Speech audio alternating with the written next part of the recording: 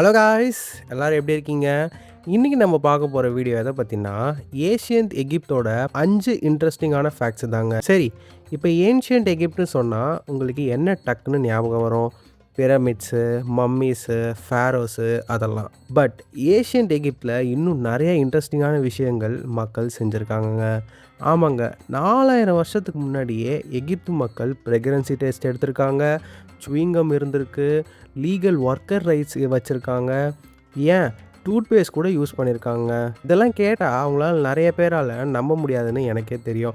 Because என்னாலே முதல்ல நம்ப முடியல. பட் ஹிஸ்ட்ரி இதெல்லாம் உண்மைதான்னு சொல்லுதுங்க.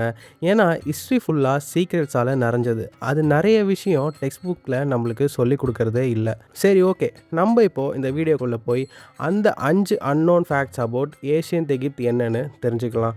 இது மூலியமாக ஏஷியன்ட் எகிப்த் பற்றின உங்களோட பார்வையே மாற வாய்ப்பு இருக்குது. First fact, workers where not slaves. இருக்கிறதுலையே ஏஷியன்ட் எகிப்த் பிரமிட்ஸ் பற்றின ஒரு பெரிய மித் என்னன்னா, அதெல்லாம் ஸ்லேவ்ஸ், அதாவது அடிமைகளை வச்சு கட்டப்பட்டது அப்படின்றது. ஆனால் ஆர்கியாலஜிக்கல் எவிடன்ஸ் நம்மளுக்கு வேறு மாதிரியாக சொல்லுதுங்க.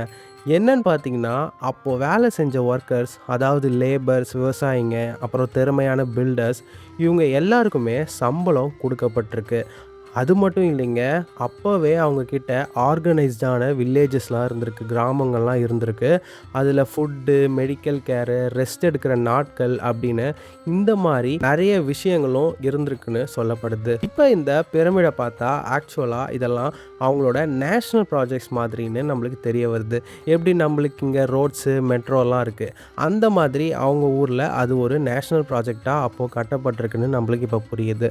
வெறும் ஸ்லேவ் லேபர் கேம்ப்ஸ் கிடையாது அப்படின்னு தெரியுது. Second fact, early toothpaste. அப்போவே எகிப்தில் டூத்பேஸ்ட் யூஸ் பண்ணியிருக்காங்கன்னு சொன்னால் நம்புவீங்களா?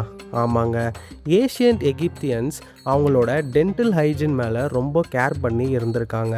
அதனாலேயே அவங்க டூத்பேஸ்ட் யூஸ் பண்ணுற பழக்கத்தை வச்சுருந்துருக்காங்க. ஆனால் அந்த டூத்பேஸ்ட் நம்ம இப்போ யூஸ் பண்ணுற மாதிரி சாஃப்டாலாம் இல்லைங்க, கொஞ்சம் ஹார்ஷாக தான் இருக்கும். இப்போ அவங்க எதெல்லாம் வச்சு டூத்பேஸ்ட்டாக யூஸ் பண்ணாங்கன்னு சொல்கிறேன், அப்போ உங்களுக்கே தெரியும். அவங்க க்ரஷ் பண்ண முட்டை ஓடு, சாம்பல், அனிமல்ஸோட எலும்பு பவுடரு, படிக்கல், இதெல்லாம் யூஸ் பண்ணியிருக்காங்க. இதெல்லாம் பற்களை எஃபெக்டிவாக க்ளீன் பண்ணும். ஆனால் மாடர்ன் டூத்பேஸ்ட்டோட கம்பேர் பண்ணும்போது கொஞ்சம் பெயின்ஃபுல்லாக தான் இருக்கும் இந்த டூத்பேஸ்ட்டுங்கள்லாம் யூஸ் பண்ணுறது. Third fact, first pregnancy test. இந்த விஷயம் எனக்கே கொஞ்சம் ஆச்சரியமாக தாங்க இருந்துச்சு. ஆமாங்க, ஏஷியன்ட் எகிப்தில் ப்ரெக்னன்சி டெஸ்ட் இருந்திருக்கு. இந்த டெஸ்ட்டில் பேசிக்காக என்ன பண்ணுவாங்கன்னு பார்த்தீங்கன்னா, பெண்களை கோதுமை இல்லைன்னா பார்லி சீட்ஸ் மேலே யூரினேட் பண்ண சொல்லுவாங்க. அதுக்கப்புறம் அந்த விதை வளர்ந்துச்சுன்னா அந்த பெண் ப்ரெக்னெண்ட்டாக இருக்காங்கன்னு எகிப்தியன்ஸ் நம்பினாங்க. சரி, மாடர்ன் ஸ்டடீஸ் இதை பற்றி என்ன சொல்லுதுன்னு பார்த்தா, இந்த டெஸ்ட்டு 70% கிட்டத்தட்ட அக்யூரேட்டாக இருக்குன்னு சொல்கிறாங்க. ஏன்னா மாடர்ன் ப்ரெக்னன்ட் டெஸ்ட்டில் HCG அப்படின்னு ஒரு ப்ரோட்டீன் ஹார்மோனை டிடெக்ட் பண்ணும். ஆனால் எகிப்து மெத்தட்கான காரணம் பார்த்தா, ப்ரெக்னென்ட் உமனோட யூரினில் எஸ்ட்ரோஜன் அப்படின்ற ஹார்மோன் அதிகமாக இருக்கும். அது செடி வளர்கிறதுக்கு நேச்சுரல் ஸ்டிமுலண்ட்டாக வேலை செய்யும். Fourth fact, legal worker rights. உங்களுக்கு நான் பிரமிட் ஸ்லேவ்ஸ் இல்லாமல் சம்பளம் கொடுக்குற லேபர்ஸை வச்சு தான் கட்டினாங்கன்னு சொல்லும்போதே வித்தியாசமாக இருந்திருக்கும். ஆனால் அதை விட ஒரு இன்ட்ரெஸ்டிங்கான விஷயந்தாங்க இது. என்னென்னா, அப்போ இருந்த ஒர்க்கர்ஸ்க்கு லீகல் ரைட்ஸ்லாம் இருந்திருக்குங்க.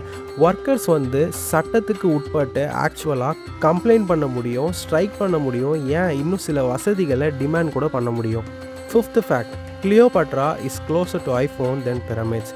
நம்மள நிறைய பேர் கிளியோபாட்ரானோன்னு அவங்க பிரமிட் கட்டின காலத்தில் தான் வாழ்ந்திருப்பாங்க, அப்போது இருந்தவங்க அப்படின்னு நம்ம நினச்சிட்டு இருப்போம்.